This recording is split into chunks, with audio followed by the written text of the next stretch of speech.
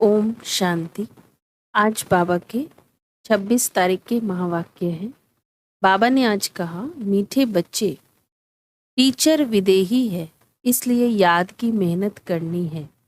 याद करते करते जब इम्तिहान पूरा होगा तब घर चले जाएंगे। प्रश्न बाबा ने पूछा, बच्चों को याद में रहने की मेहनत करनी है, किस धोखे में कभी भी नहीं आना है। उत्तर में बाबा ने कहा, आत्मा का साक्षात्कार हुआ, झिलमिल देखी, इससे कोई फायदा नहीं। ऐसे नहीं कि साक्षात्कार से या बाबा की दृष्टि पड़ने से कोई पाप कट जाएंगे या मुक्ति मिल जाएगी। नहीं, यह तो और ही धोखे में रह जाएंगे। याद की मेहनत करो, मेहनत से ही कर्मातीत अवस्था होगी। ऐसे नहीं बाबा दृष्टि देंगे तो तुम पावन बन जाएंगे। मेहनत करनी है। ओम शांति। रूहानी बाप बैठ रूहानी बच्चों को समझाते हैं, पढ़ाते हैं, योग सिखलाते हैं। योग कोई बड़ी बात नहीं है। जैसे बच्चे पढ़ते हैं तो योग जरूर टीचर से रहता है कि हमको फलाना टीचर पढ़ाते हैं। आप समान बनाने के लिए एम ऑब्जेक्ट तो रहती है। समझते हैं कि फलाना दर्जा पढ़ रहे हैं, उसमें टीचर को कहना नहीं है कि मेरे से योग लगाओ। ऑटोमेटिकली पढ़ाने वाले के साथ योग रहता है। सारा दिन तो नहीं पढ़ाते, वह जन्म जन्मांतर तो पढ़ते आए हैं, प्रैक्टिस हो जाती है। यहाँ तो तुम्हारी बिल्कुल नई प्रैक्टिस है। यह देहधारी टीचर नहीं है, यह है विदेही टीचर जो हर 5000 वर्ष के बाद तुमको मिलता है। खुद कहते हैं, मैं तुम्हारा देहधारी टीचर नहीं हूँ, इसलिए यह याद ठहरती नहीं है। अपने को आत्मा समझना पड़े कि हमको परमपिता परमात्मा टीचर पढ़ा रहे हैं। टीचर को याद जरूर करना है जब तक इम्तिहान पास हो। याद करते करते इम्तिहान पास हो जाएगा, फिर चले जाएंगे घर। इम्तिहान पूरा होते ही ड्रामा फिनिश हो जाता है। फिर तुम बच्चों को मालूम है कि हमारी आत्मा में पाठ भरा हुआ है 84 जन्मों का, जो हमको बजाना है। यह भी अभी मालूम है, पीछे वहाँ यह याद नहीं रहेगा। यहाँ तुमको सारी नॉलेज मिलती है। टीचर ही बैठ सारी नॉलेज बच्चों को समझाते हैं। जो समझते रहना है और याद में भी जरूर रहना है। घड़ी घड़ी बाप कहते हैं मन मनाभव। मन मनाभव का अर्थ भी है, बच्चे समझते हैं अक्षर राइट है। बाप खुद कहते हैं, मुझे याद करो तो विकर्म विनाश होंगे। इसमें टाइम तो लगता है, अपनी जांच करनी है। जैसे पढ़ाई में और सब्जेक्ट होती है, हिस्ट्री, हिसाब किताब, साइंस आदि, स्टूडेंट समझते हैं हम कहाँ तक पास होंगे। तुम बच्चों की बुद्धि में है कि हम इतने इतने मार्क्स से पास होंगे। अपने को देखना चाहिए कि हम बाबा को भूल तो नहीं जाते हैं। बहुत लिखते हैं बाबा, माया घड़ी घड़ी भुला देती है। बहुत माया के तूफान आते हैं, विकल्प आते हैं। न समझने के कारण लिखते हैं बाबा, इसमें पाप तो नहीं लगता। ऐसे ऐसे संकल्प विकल्प आते हैं। देखने से ख्याल आता है यह करे, इसमें पाप तो नहीं लगता। पाप कहते हैं नहीं, पाप तब होगा जब कर्म इंद्रियों से विकर्म करेंगे। बाबा बार बार समझाते रहते हैं, बच्चों को ज्ञान तो है, यह भी जानते हैं कि विष्णु और श्री कृष्ण को स्वदर्शन चक्र क्यों दिखाया है। दिखाते हैं अकासुर बकासुर को मारा। अब मारने की तो बात ही नहीं, यह तो अपने पाप कटने की बात है। फिर बाबा को भी कहेंगे ना स्वदर्शन चक्रधारी, उनको सारे चक्र का ज्ञान है। आत्मा को बाप से ज्ञान हुआ है, यह सृष्टि का चक्र कैसे फिरता है। स्वदर्शन चक्र धारण कर अपने पापों को भस्म करना है। ज्ञान को धारण कर बाप को याद करो। बाप को याद करने से ही विकर्मों का विनाश होता है। हर एक को अपने लिए मेहनत करनी पड़ती है। ऐसे नहीं बाबा दृष्टि बैठ देंगे कि इनके पाप कट जाएं। बाप बैठ यह धंधा नहीं करते। यूं तो सबको देखेंगे ही, देखने से व ज्ञान देने से विकर्म विनाश नहीं होंगे। बाप तो रास्ता बताते हैं। ऐसे ऐसे करो तो विकर्म विनाश होंगे, श्रीमत देते हैं। अच्छा समझो, बाप आते हैं, आत्मा समझ कर देखते हैं। ऐसे नहीं इससे हमारे पाप कट जाएंगे, नहीं, पाप कटते हैं अपनी मेहनत से। ऐसे बाप बैठ करे तो यह तो एक धंधा हो जाए। बाप समझाते हैं, ऐसे ऐसे तुम अपने बाप को याद करो। बाप है ही श्रीमत देने वाला। मेहनत अपनी करनी है। बहुत समझते हैं फलाने साधु सन्यासी की दृष्टि ही बस है, कृपा आशीर्वाद लेते लेते गिरते ही रहते हैं। वह क्या कृपा करेंगे, वह तो अपने ब्रह्म महातत्व को ही याद करेंगे। बाप तो साफ रास्ता बताते हैं, ऐसे ऐसे करो। गाते भी हैं, अशरीरी आए थे अशरीरी जाना है। यह गायन भी इस समय का है। बाप के वर्जन फिर भक्ति में काम आते हैं। अब बाप कहते हैं मुझे याद करो तो विकर्म विनाश होंगे। बाप तो श्रीमत देते हैं, यह भी ड्रामा में उनका पाठ है। इसको ही मदद कहो, ड्रामानुसार श्रीमत गाई हुई है। बाप को मत देनी है, कहते हैं अपने को आत्मा समझो। ऐसे नहीं मदद दे कर्मातीत अवस्था में ले जाएंगे, नहीं, टाइम लगता है, बहुत मेहनत करनी पड़ती है। अपने को आत्मा समझने का बहुत अच्छा अभ्यास करना है। वास्तव में माताओं को टाइम बहुत मिलता है, पुरुषों को धंधे का फुर्ना रहता है। तुम बच्चों को बाप को याद करते करते लॉटरी लेनी है, ताकि सारी जंग कट निकल जाए। फील होता है फलाने अच्छे पुरुषार्थी हैं, चार्ट रखते हैं, जैसे भक्ति में 2-3 घंटे भी बैठ जाते हैं। वानप्रस्थी गुरु आदि बहुत करते हैं, परंतु उनको भी इतना याद नहीं करते जितना देवताओं को याद करते हैं। वास्तव में देवताओं को याद करना नहीं होता है, न देवताएं कभी सिखलाते।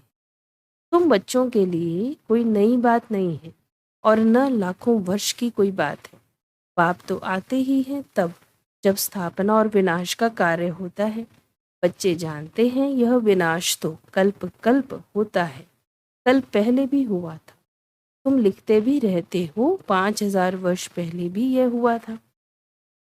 बाप अपने साथ मिलने का जो रास्ता बताते हैं यह कोई नई बात नहीं है। बाप कहते हैं मैं कल्प कल्प आकर रास्ता बताता हूँ। तुम बच्चों को यह पता है कि यह हमारे राज्य की स्थापना हो रही है। जिन देवताओं की पूजा करते हैं उनका राज्य फिर स्थापन हो रहा है। 5000 वर्ष का चक्र है जो फिरता ही रहता है। मनुष्य वायरे हो जाते हैं, माया की मत पर सब चल रहे हैं।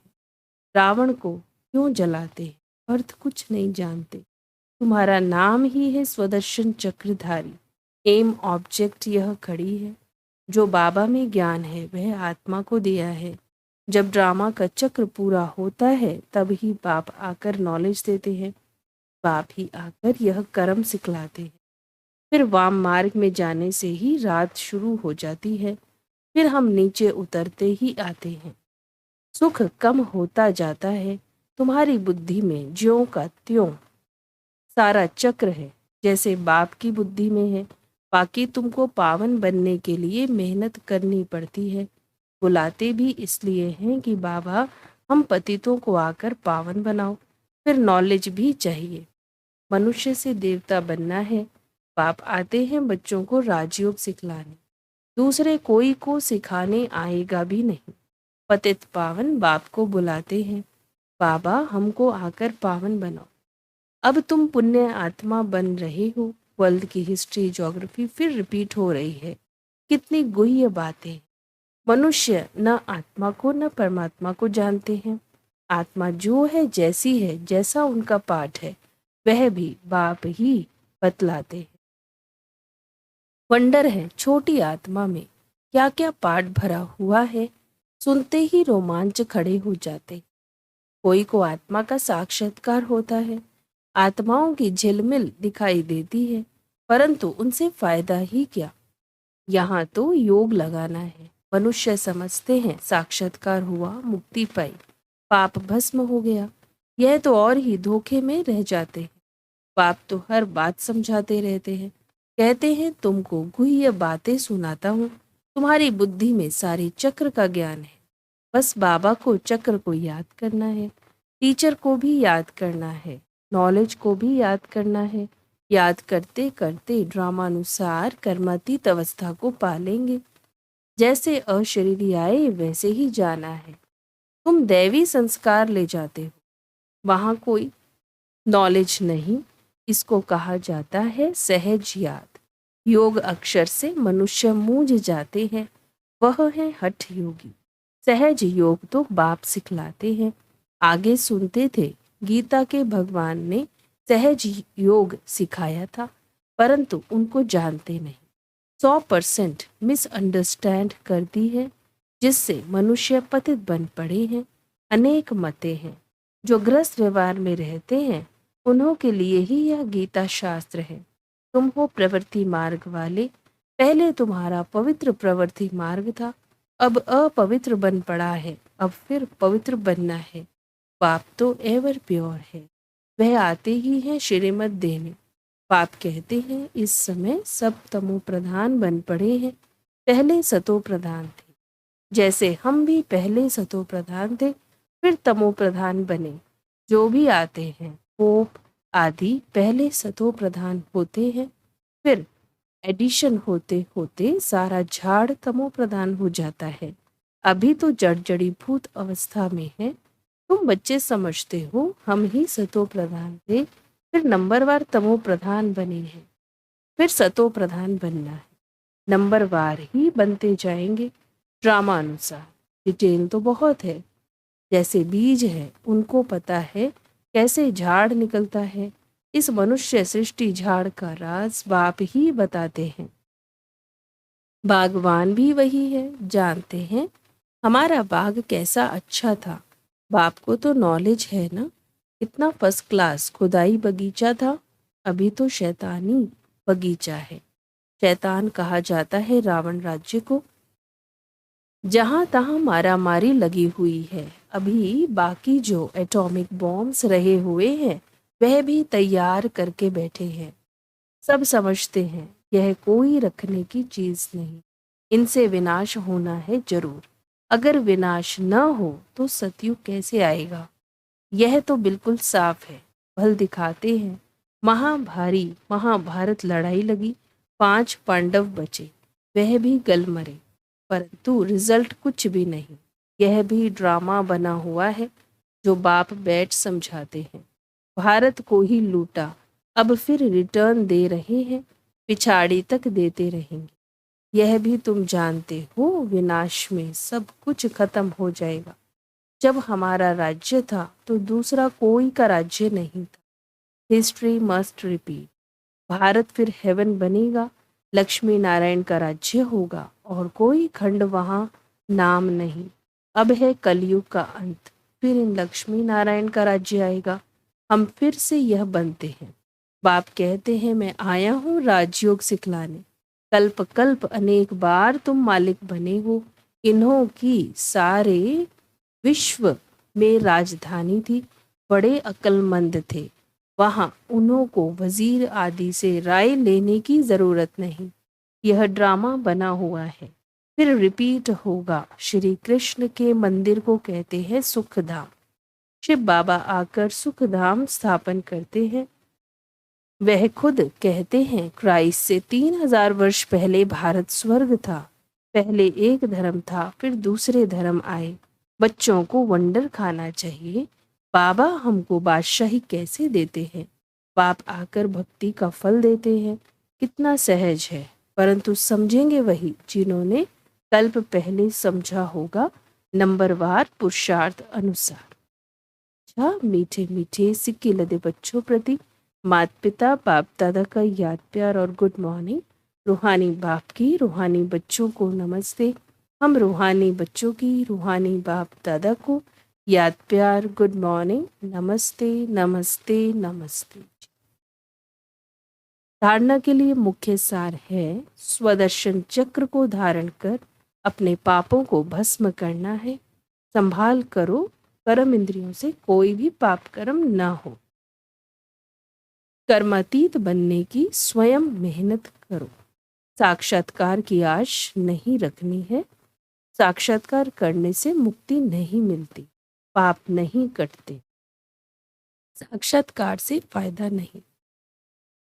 चंक निकलेगी बाप और नॉलेज को याद करने से।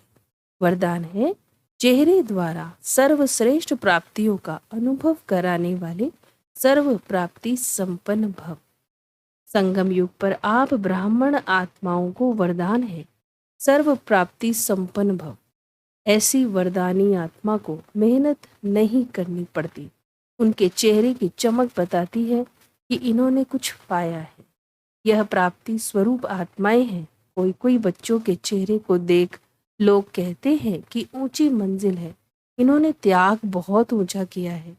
त्याग दिखाई देता है लेकिन भाग्य नहीं। जब सर्व प्राप्तियों के नशे में रहे अपना भाग्य दिखाओ तो सहज आकर्षित होकर आएंगे। स्लोगन है, जहाँ उमंग, उत्साह और एक मत का संगठन है वहाँ सफलता समाई हुई है। आज का अव्यक्त इशारा है, जीवन में सरलता व मधुरता का गुण तभी आएगा जब आपकी स्थिति स्तुति के आधार पर ना हो। स्तुति और निंदा दो शब्द हैं। जो कर्म करते हो अगर उनके फल की इच्छा व लोभ रहता है तो स्थिति एक रस नहीं रह सकती। कईयों की स्थिति का आधार स्तुति है। स्तुति होती है तो स्थिति अच्छी रहती है। अगर निंदा होती है तो धनी को भूल निधन के बन जाते हैं। इसलिए स्तुति के आधार पर स्थिति नहीं रखना। अच्छा, ओम शांति।